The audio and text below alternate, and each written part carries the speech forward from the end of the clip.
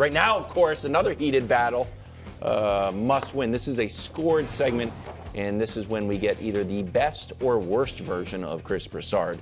We'll find out. Sometimes you get a little... I've won several of them. I know, but you start to live on the edge. You start yelling at Greg. Yeah. Packers Lions tomorrow night. Nice. Packers lost to Detroit in Lambeau last month, even though Green Bay outgained Detroit 411 yards to 261. But then the Lions ripped off 24 unanswered points in the second and third quarters. So, Brew, do you want to start? The board is yours because you won last week. Do you want to start? Do you want Nick to start? It's your call. I can start. Okay, must win for Green Bay? No. It's actually a must win for Detroit. I'm always throwing curveballs that you don't see, and that's where I get the points. Yeah, because Detroit's coach, Dan Campbell, has said they're in playoff mode. True. We're in playoff mode. What is the playoffs? Win so or Detroit is has you to in run trouble. The table? Well, this game, the week after you say we're in playoff mode, you better deliver. That's all I'm saying. That is huge. And last year, Green Bay went into Detroit and made Dan Campbell and company make them a sandwich. That's true. All right, they won that game. So I know Dan Campbell. We all know his personality. He wants to defend his home turf. He's probably telling his players, they came in here last year and kicked their feet up and took our house from us. That will not happen again. But what if it does happen again? Especially when you're talking about you in playoff mode. They don't even need to go. This is my point. Must win for the Lions. Well, I believe it's a must win for Green Bay. Obviously. When you look at the division, the Lions are sitting atop the division. And when you have an opportunity within what the Lions are dealing with, they just played on Thanksgiving. Obviously, they got a little bit of time. Now you get the Green Bay Packers, and then they play consecutive games in a matter of days, whatever the number of days is. You got to take advantage of that if you're the Green Bay Packers. You're sitting at 9-3. You haven't won in your division against one of these two teams, the Minnesota Vikings and the Detroit Lions. You have an opportunity with an injured Lions defense. Take advantage of it. You talked about it earlier. Jordan Love has been playing his best ball. Let's see it on full display in Ford Field against the team that you are trying to regain the throne from, who won the division last year. You played well there last year. Can you repeat that same cycle and do it again? It's a must-win for Jordan Love and this Green Bay Packers team. I got to say, Brew, I'm disappointed. Brew has, for the team he has picked to go to the Super Bowl, just waved the white flag on them. Hold on. Can I explain? Can I just finish the sentence? Waved the white flag on them winning the division. They win this game, they're a game back. Do you think Green Bay is good enough to beat pumpkin mode Sam Darnold? Because they've got two. Okay. Well, now Minnesota's got 3 losses. I didn't say they're going to lose. Do you think Buffalo can possibly beat Detroit? I do. I think it's on the board. Green Bay could be leading this division in 10 days if they win. Green Bay, who right now's best wins are losses, a close loss to Philly and a close loss to Minnesota that Jordan Love had a valiant second half comeback in that they lost. You cannot say we're going to win the conference if you're 0-4 against the 3 teams ahead of you in the conference. You can't do it. So obviously it's a must-win for Green Bay, and I'm sad that you just you don't. I believe in the Pack, baby. It doesn't seem like it. I do. I just don't think they have to win. There's a strategic value to going last. Nick did well on that one. He got that one. He did, and Greg did too. But Kirk Cousins heads back to Minnesota on a 3-game losing streak, which has seen him throw 6 interceptions, no touchdowns, and he posts a passer rating of 59. The Start Penix crowd growing louder here, Greg. For Kirk in his homecoming to Minnesota, is this a must-win? Yeah, this is a must-win for Kirk Cousins. Look, they've lost 3 straight games. He's having a homecoming, going back into the bank. Like, you got to try to find a way to get back on the winning side of things. And when you look at how he's been playing, throwing the ball to the opposing team, you're going into a hostile environment, Kirk, that you're familiar with, and they are very familiar with you. They create and generate turnovers. They pressure the quarterback. You're going to be forced to throw the ball under duress and pressure. They know you better than anybody. Can you get it done? there may be a warm embrace, but trust me, that defense wants everything that you don't want, and that's that football going to them. So for me, this is a must-win. This team is leading their division right now, but by a slim margin. If they continue to slip, the Tampa Bay Buccaneers are right there saying, "Give me that back." And it's a must-win for Kirk, but it's also a must-win for that Falcons front office, because they gave Kirk not only $90 million fully guaranteed, but also a no-trade clause. So if Kirk gets beat up in this game, and they, by the way, after this, Vegas, Giants, Washington, Carolina. So Vegas, Giants, maybe the two worst teams in football. Washington's defense ain't great. Carolina, we'll see what they are at the end of the year. Frisky right now, we all know that. The fans will say, give us Michael Penix for the stretch run, try to save the division, and he probably would look good against those teams. He'd be the best quarterback on the field against Vegas, the best quarterback on the field against the Giants for sure. And then what do you do if you're Atlanta? I understand they were like, oh, we knew when we signed him and drafted Penix, 2 tracks, all this stuff. They did not plan to pay Kirk Cousins $90 million for 1 season of football and then not be able to trade him except to his preferred destination because he has a no trade. So for a lot of people involved with the Falcons, it's very important Kirk play well and they win this game.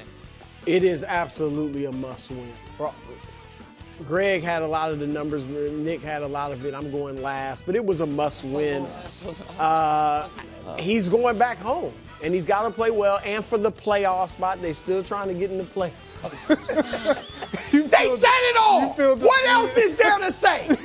I mean, they literally said, made every point you could make.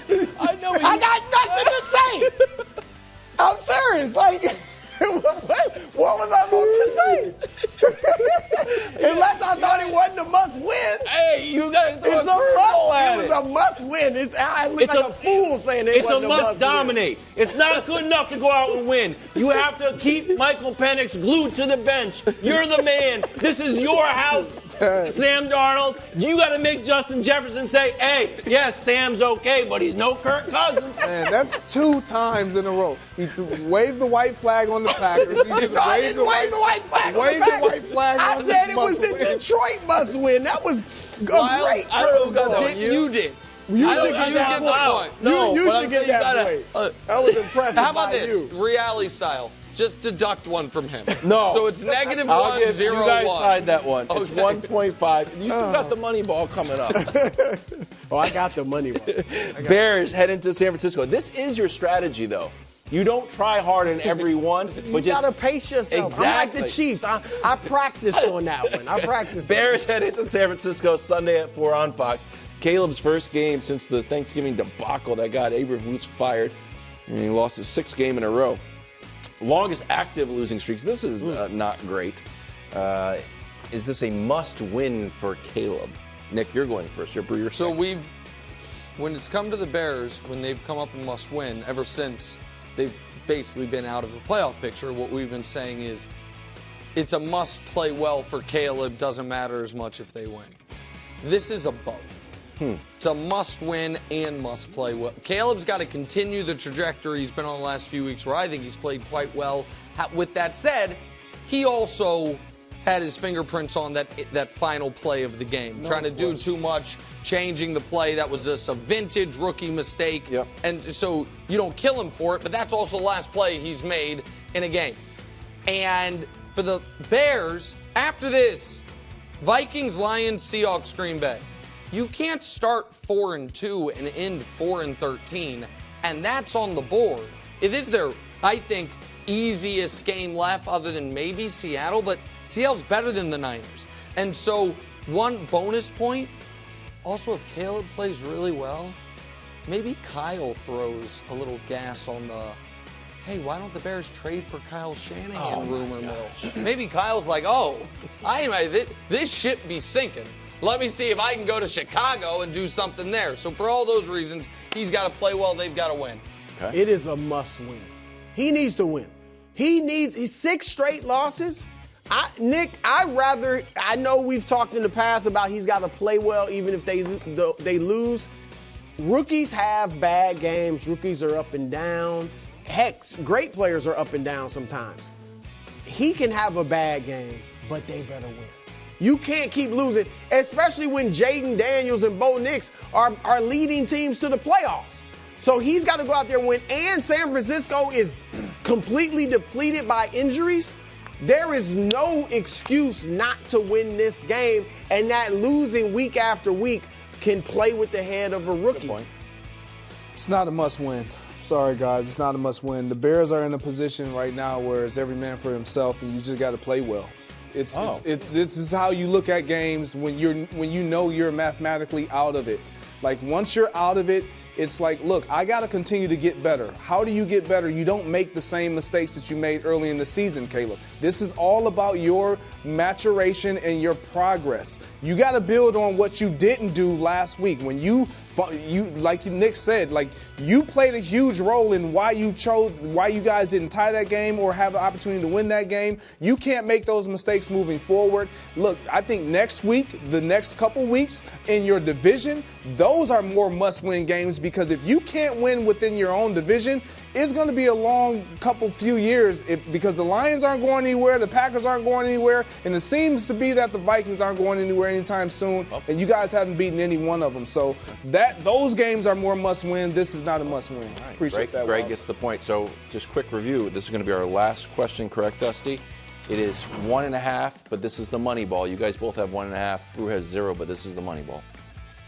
Chargers at Chiefs. Champs are favored by 4. This is the one Brew promised an answer we wouldn't believe. First matchup in LA in September saw the Chiefs win 17-10. They got it done. Now KC has won 6 straight games over the Chargers.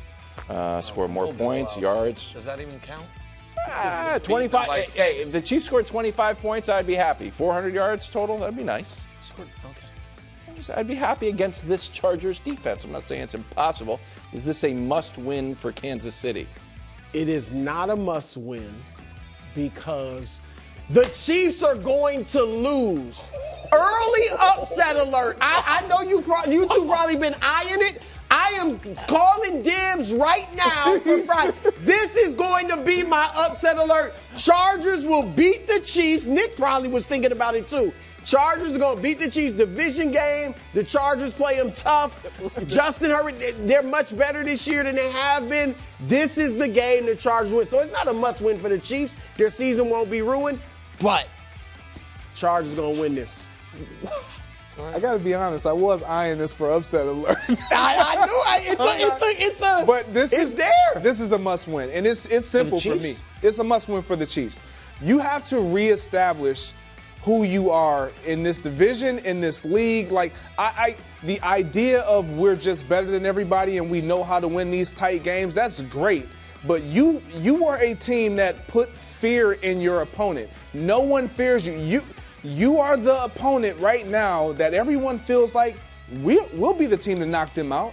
This is the team that if you don't take care of them right now this week, they might be the team that puts you out of your misery in the postseason. A team that puts you get you one and done in the postseason. So you might want to get rid of them now so you don't have to deal with them later. This is a must-win for the Chiefs. Okay, well, whether the Chiefs win this week or not, the Chargers still making the playoffs. So Greg's point makes no sense. I apologize, but I have to go for the win here, Greg. Brew also did a great job for upset alert. Not a great job for must-win. Obviously, unequivocally, this is not a must-win for the Chiefs. There is no universe in which they have to win this game. And if anything, even the biggest Chiefs proponents on television or radio didn't think they were going undefeated in the division this year, and they probably have a loss in them. Now, I don't think this is the loss they have in them. I think it's going to be week 18 when they're resting everyone because they have the 1 seed. But Brew didn't answer. Greg, because here's the problem, if I may just quickly.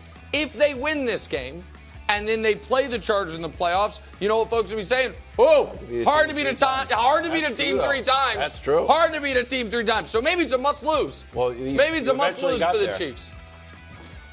I mean, what a comeback. What a comeback. Yeah, boy. I own this segment. This is my segment. I want this called Brews Must Win.